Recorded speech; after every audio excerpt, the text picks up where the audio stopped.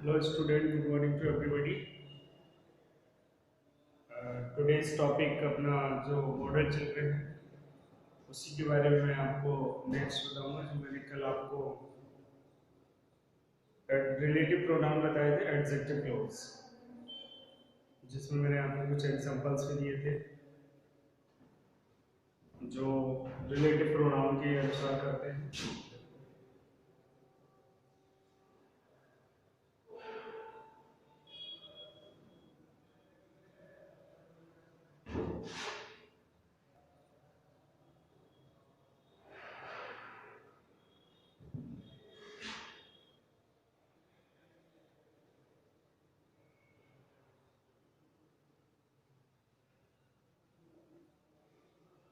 Clauses चल रहे हैं जिसमें मैंने आपको रिलेटिव प्रोनाउन बताया था। जैसे कुछ एग्जांपल्स भी दिए थे मैंने, जैसे मैं आपको बताता एक दो मुझे जो याद है वो बताता हूँ मैं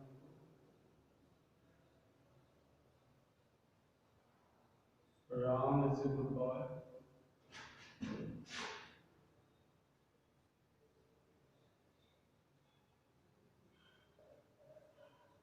He belongs to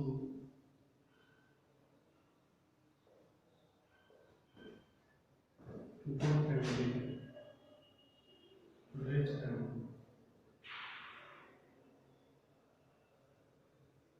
ब्रैकेट में दिया है जैसे एक तो ये था sir, Ram is a good boy, he belongs to rich family. मैंने रिलेटिव प्रोनाउन में बताया था आपको कि जब एक कॉम्प्लेक्स सेंटेंस बनता है तो वो दो सिंपल सेंटेंस, दो या दो से अधिक या दो सिंपल सेंटेंस का एक कॉम्प्लेक्स सेंटेंस बना जाता है।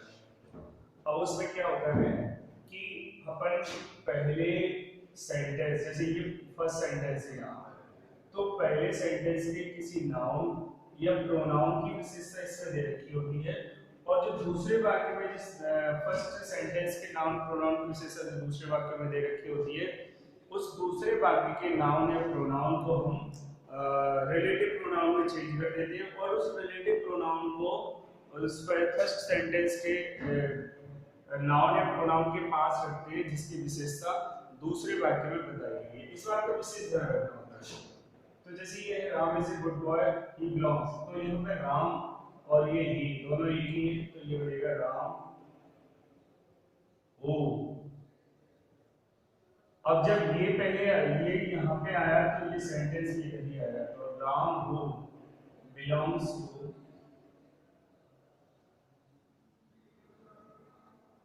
रिच फैमिली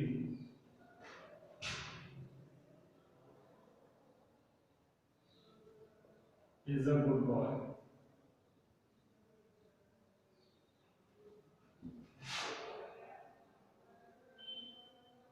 इस तरीके से होता है। एक और दिया था मैंने,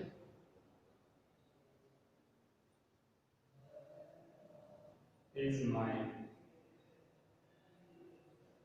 it is on the table।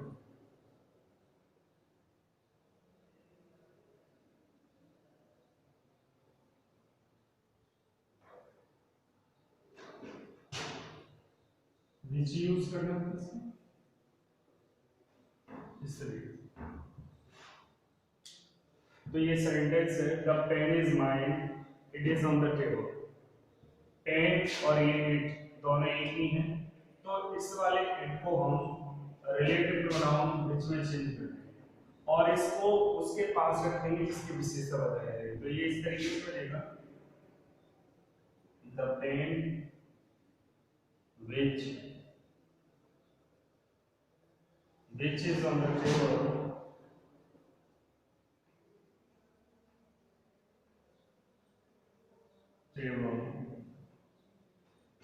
is mine।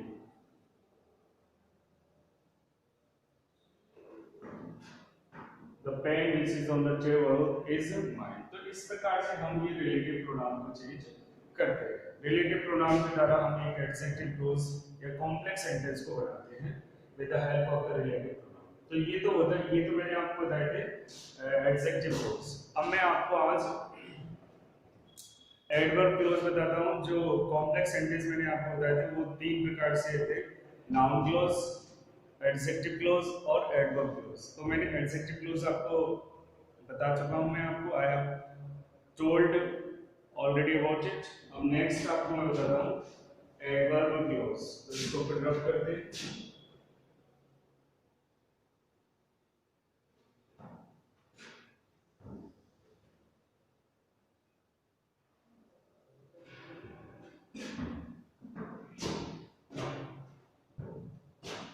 Adverb close में कुछ वर्ड्स होते हैं जो एज ए कंजक्शन की तरह यूज किए जाते हैं। उनका हिंदी अर्थ आना चाहिए और उन कंजक्शन का सही यूज आना चाहिए कि उसका मीन्स क्या होता है, बस वही एडवर्ब होते हैं। जैसे मैं कुछ यहाँ पर एडवर्ब लिख रहा हूँ तो वो अपन देखेंगे। इसके अंदर है एडवर्ब, जैसे if, first, because,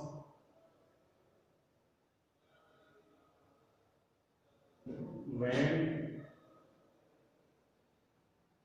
so that,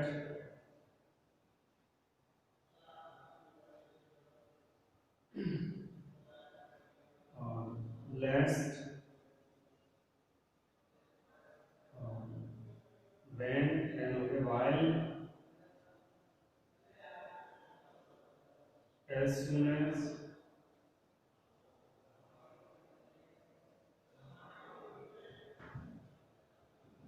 till,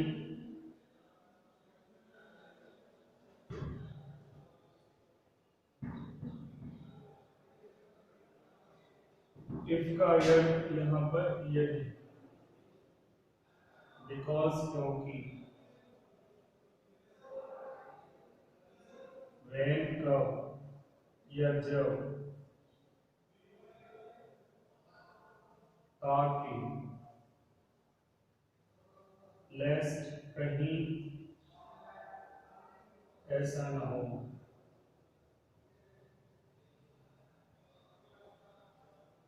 while जबकि, as soon as ज्यों ही, till जब तक कि,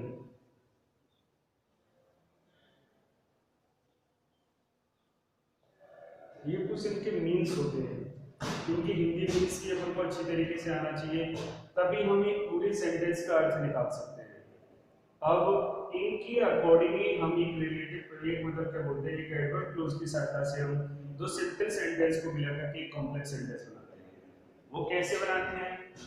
तो इनके मीन्स होते हैं, ये पहले तो आना चाहिए। इफ यदि, बिकॉज क्योंकि, व्हेन कब या जब, सो दैट ताकि, लेस्ट रिलेशन ऑफ, व्हाइल जबकि, एज सून एज ज्यों ही और टिल जब तक के।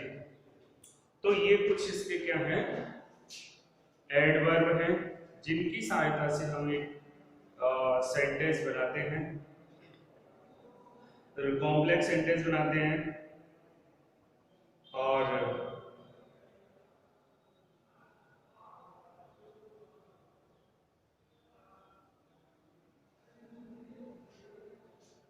अब इनके कुछ एग्जांपल्स मैं आपको बताता हूँ।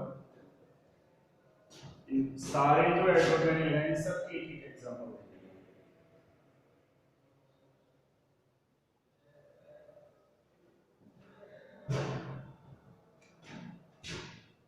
फर्स्ट,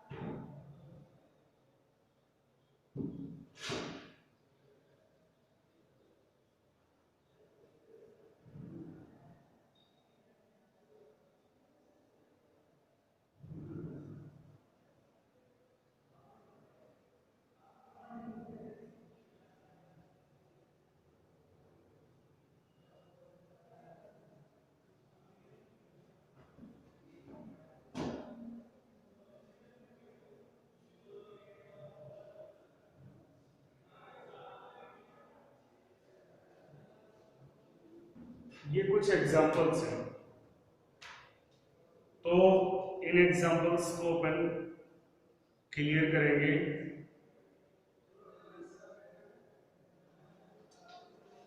वो कैसे अपन को देखिए उनका मीन्स के अकॉर्डिंग करेंगे अपन।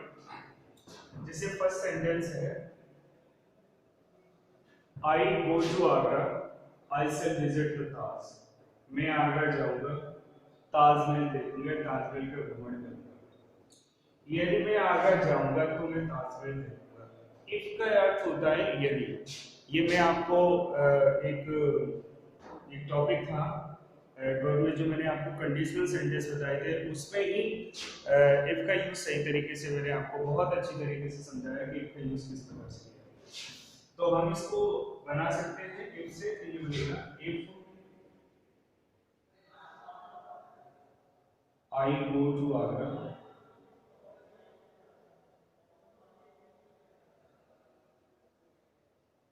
Comma I shall visit the Taj.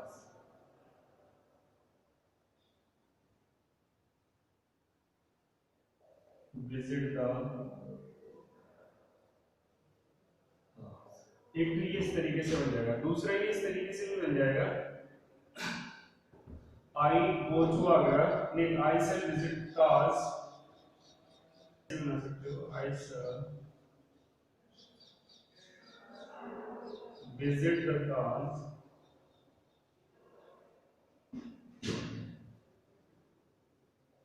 if I go to Agra।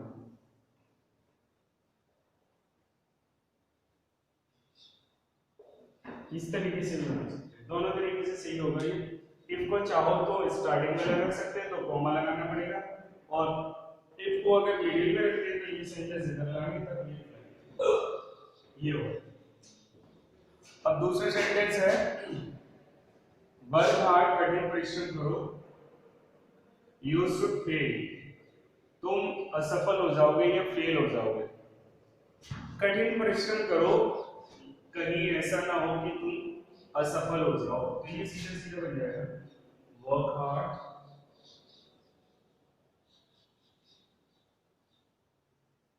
लेस्ट you should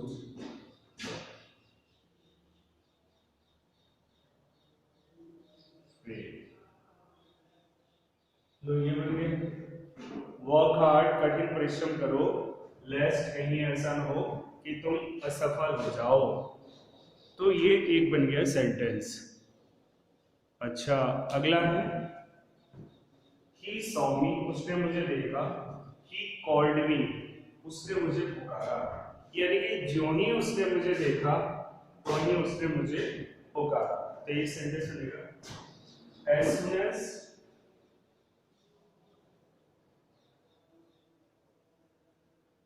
as he saw me,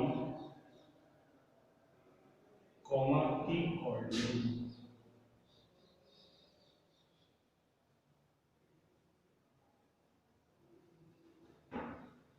ये इस तरीके से, ज्यों ही उसने मुझे देखा, उस त्यों ही उसने मुझे पुकारा। ही वर्क्स हार्ड, अगला है, ही वर्क्स हार्ड, और कठिन परिश्रम करता है, ही में पास, ताकि वह पास हो सके, सो दैट, ताकि वह पास हो सके। उद्देश्य ये मैंने वैसे उसमें बताया था आपको, मेक ही यूज में मॉडल में, ये मैंने एग्जांपल में कराया था आपको। ये बनेगा ही वर्क्स हार्ड,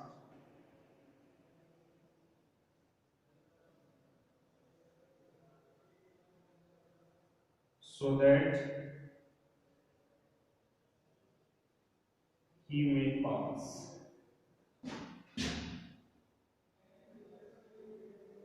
इस तरीके से हम सेंटेंस बना सकते हैं। बहुत ही इजी टॉपिक है, थोड़ा सा अंडरस्टैंडिंग करने की आवश्यकता है। अगर हमें अंडरस्टैंडिंग अच्छी तरीके से इसकी आती है, और तो हम इन सेंटेंस को बहुत ही आसानी से बना सकते हैं।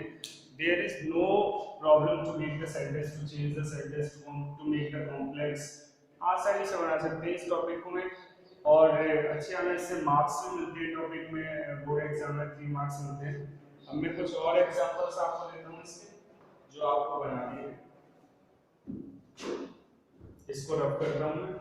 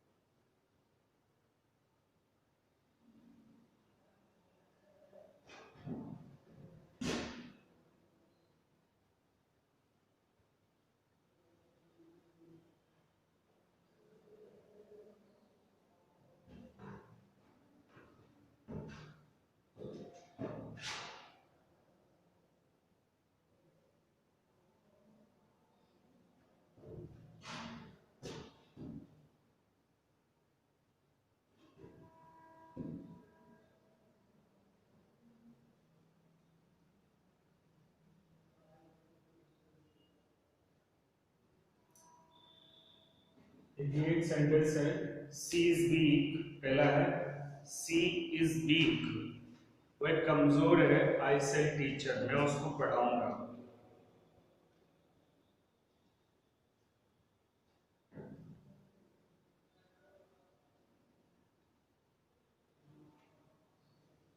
और देखिए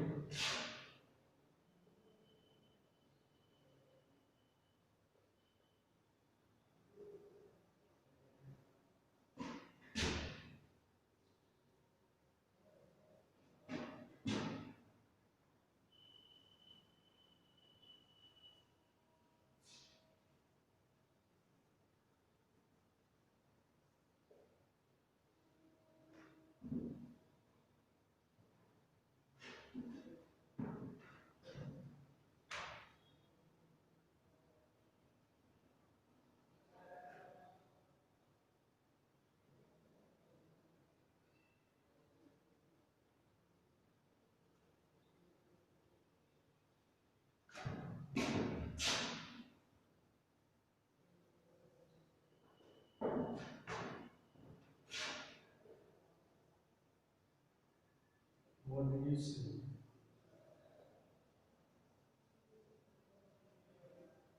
About you.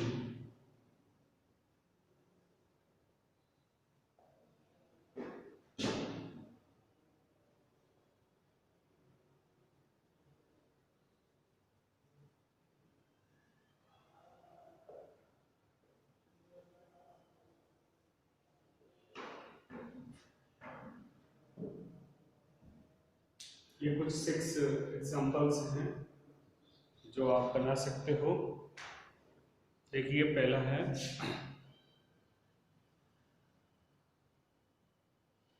एक मिनट,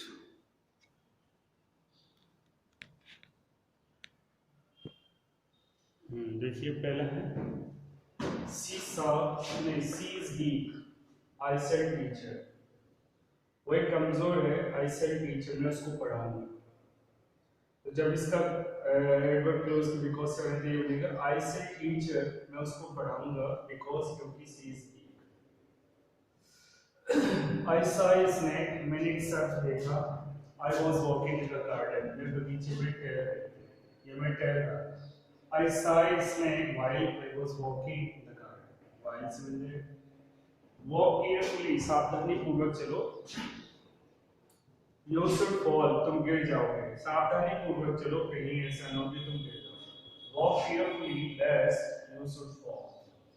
सी फोन्ड मी, उसने मुझे फोन किया था, I was not at home, मैं घर पर नहीं था। उसने मुझे फोन किया था जब मैं घर पर नहीं था, या जब उसने फोन किया था तब मैं घर पर नहीं था। कैसे भी बना सकते हो।